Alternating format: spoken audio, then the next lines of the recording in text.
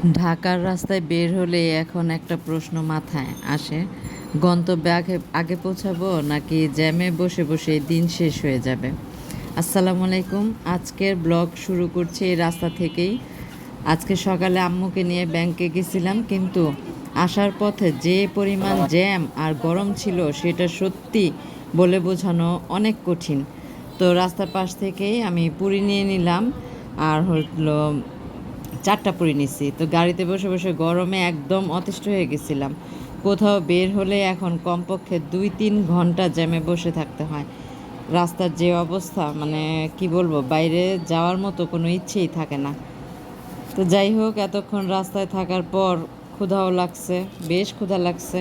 সকালে হালকা পাতলা নাস্তা খেয়ে বের হয়েছি, দেখেন কি অবস্থা রাস্তার। তো যেহেতু পুরি কিনলাম, তো এই ভাবলাম যে বাসায় যেয়ে এই পুরি দিয়ে তারপর হচ্ছে চা খাবো।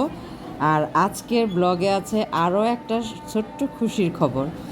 অনেক দিন ধরে ইচ্ছে ছিল একটা বেলি ফুল গাছ আনার, অবশেষে আজকে সুন্দর বেলি ফুলের চারা নিয়ে এসেছি। তো সেটাই আমি আপনাদের সাথে শেয়ার করব। আর বাসায় চলে এলাম। তো দেখুন, আমার বেলি ফুলের চারা তো নিয়ে আসছি। এখন দেখেন কি যে একটা অবস্থা, আমি যে মাটি কোথায় পাবো সেই চিন্তায় বাঁচতেছি না। ঢাকা শহরে এমন একটা অবস্থা, সব পাওয়া যায় ভাই, মাটিটা কোথাও পাওয়া যায় না, তার মতো না। তো আরেকটা জিনিস দেখেন, আমি আপনাদের দেখাই যে আমি রায়পুরা থেকে আসার পর আমার নার্সারি থেকে আমাকে বেলি ফুল গাছটা দিয়ে গেছে। মানে আমার এত খুশি লাগতেছে, কিন্তু কি জানেন, বেলি ফুল তো দিছে, এখন আমি গাছটা কোথায় লাগাবো মানে সেই চিন্তা করে পাইতেছি না। মাটি, ঢাকা শহরের মাটি পাওয়া কিন্তু অনেক কষ্ট, অনেক। কত জায়গায় কথা বললাম মাটির জন্য, কোথাও আমি মাটি পাইতেছি না। তো আমি আপনাদের গাছটা দেখাই।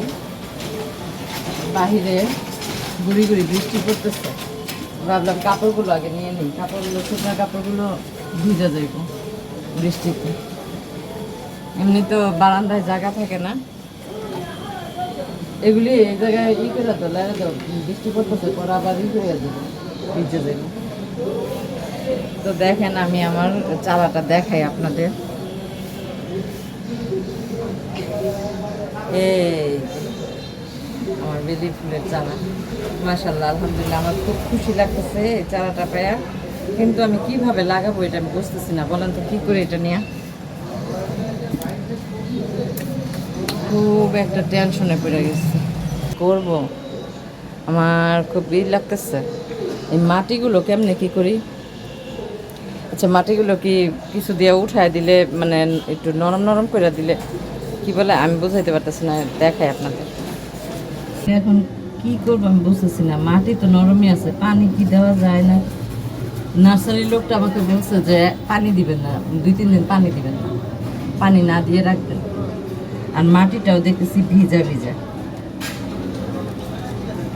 কি করবো। আর যাই হোক, দেখি গাছটা যেহেতু আইসাই পড়ছে আমার বাসায়, এটারও তো একটা যত্ন করতে হবে, তাই না?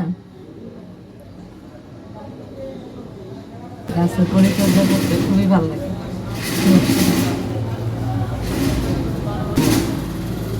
ঝরঝরা করে দিতেছি, উপর থেকে উঠাই দিতেছি।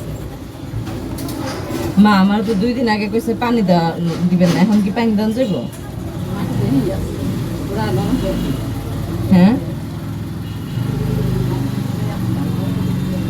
ঢাকা শহরে একটা গাছ লাগানো অনেক কষ্ট, যে মাটি পাওয়া যায় না, কোথায় রাখবো সেটার কোনো ব্যবস্থা হয় না। তো যাই হোক, গাছটা আমি এটাকে বারান্দায় রাখবো, আর হচ্ছে মাটির ব্যবস্থা তো অবশ্যই করব, দেখি কোথা থেকে মাটি পাই। বেলি ফুল গাছটা দিয়ে শুরু করলাম। কাঠবেলির চারা, কাঠবেলির ডালটা তো দেখলাম কাটছি, ওইটাকে এখন আর মানে করতে পারতেছি না, মাটির অভাবে আমি লাগাইতে পারতেছি না। ওই ব্যবস্থাটাও হয়ে যাবে ইনশাল্লাহ। একটু দোয়া করবেন আপনারা সবাই। আর আমার ভিডিওটি যারা যারা দেখবেন, অবশ্যই আপনারা ভাইরা একটা করে সাবস্ক্রাইব করবেন আর লাইক দিয়ে ভিডিওটি দেখবেন। তো চলুন, আমার এই মাটিটা আমি একটু করে দিচ্ছি, মাটিটাকে একটু এভাবে ছুরি দিয়ে উপর থেকে নিচে করে দিয়ে উঠায় দিচ্ছি মাটিটাকে। এখন দেখি এটাকে কি করা যায়, কিভাবে লাগাবো। কেমনে হই করুম রে তিশা? এমন করে দেওয়া লাগে, মাটিটা বেচাপ খায় থাকে না, এমন করে দেওয়া লাগে। হ্যাঁ আজকে পানি দেব। হুম, এই যে আমার গাছটা, এই আন একটা জলকান্দা আন, জলকান্দার উপরে এটা তুই বারবার উঠানামা করলে গাছটা লড়ে। বিসমিল্লাহ। এভাবে দিয়া সুন্দর করে এটা আমি এখানে সেট করে দিলাম, এইভাবে সেট করে দিলাম। সুন্দর হয়েছে না? এখন এটাকে সুন্দর করে করবো, পানি টানি দিব, যত্ন করবো। আর কিন্তু যত্নে কিন্তু রতন মিলে, ঠিক আছে না? গাছ যত্ন করলে, যত্ন পেলে বেড়ে ওঠে। আর হয়েছে পানি দিলে সুন্দর ফুল ফুটবে। যাক আলহামদুলিল্লাহ, গাছটা দেখে আমার খুব ভালো লাগে। মানে এই ফুল গাছটা দেখে আমি যতবার মানে সকালে ঘুম থেকে উঠলেই আমার বারান্দায় আসতে ইচ্ছে করে এই ফুল গাছটার জন্য। আমার কাছে এত ভালো লাগতেছে, আলহামদুলিল্লাহ খুব ভালো লাগতেছে। তো আমি আস্তে আস্তে আরও গাছ আনবো, এটা দিয়ে শুরু করলাম। তো সকালবেলা যখন ঘুম থেকে উঠে সবুজ গাছপালা দেখা যায় তখন কিন্তু মনটা এমনি ভালো থাকে, তাই না? অনেক ভালো থাকে। তো দেখেন আমার গাছটা। তারপরে বেরো চলে আসলাম ঘরে। শুধু গাছ পরিচর্যা করলে তো হবে না, ঘরে কাজও করতে হবে, তাই না? তো এখন করব, কি বলে কি কি ভর্তা বানানো যায় আজকে দেখবো। আর হলো ভর্তা না, আজকে আমার কাজ আছে, তো ব্যস্ততাই ছিল আমার, দৌড়াদৌড়ি করছি। তো এখন এই যে দেখেন রসুন আর এই যে হচ্ছে আদা, এগুলি সব ব্লেন্ড করব। তারপর হচ্ছে রান্নাঘরে একটু কাজ আছে, আগে চাটা খায় নি আমার আম্মু।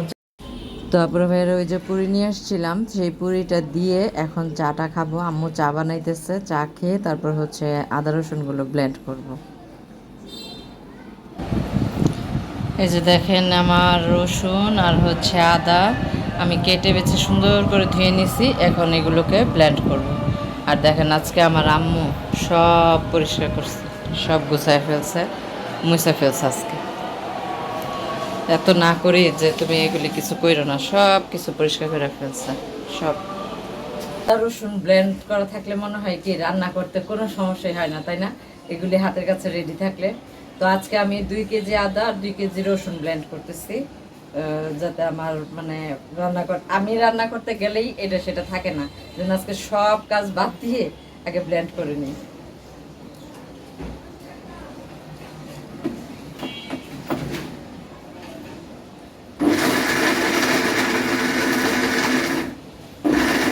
তো হয়ে গেল আমার রসুন ব্লেন্ড করা। এটাকে এখন রেডি করে একটা বাটির মধ্যে রেখে তারপর হচ্ছে আদাটা ব্লেন্ড করব।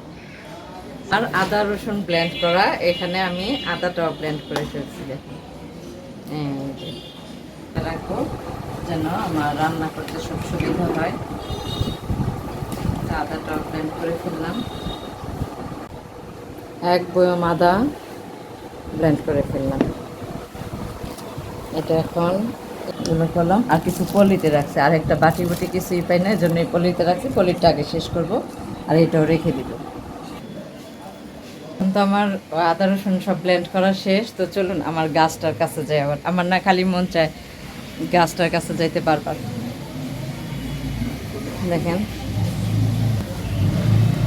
এই যে গাছটা এখানে দিচ্ছি, কি যে করি জানেন, আমার চিন্তায় ভালো লাগতেছে না। আমি কিভাবে এটাকে মানে মাটি থেকে জানি, আমি সেই চিন্তায় আমি বাঁচতেছি না। আমি যেদিন আমি আদা রসুন ব্লেন্ড করি সেদিন আমার আর কোনো কাজ করার সুযোগ পাই না। আমি আদা রসুন যেদিন ব্লেন্ড করি, তো যে আমার আজকের সব কিছু শেষ কাজকর্ম। ভাবছিলাম যে আমি একটু ভর্তা বানাবো, তাও পারলাম না ভর্তা বানাইতে।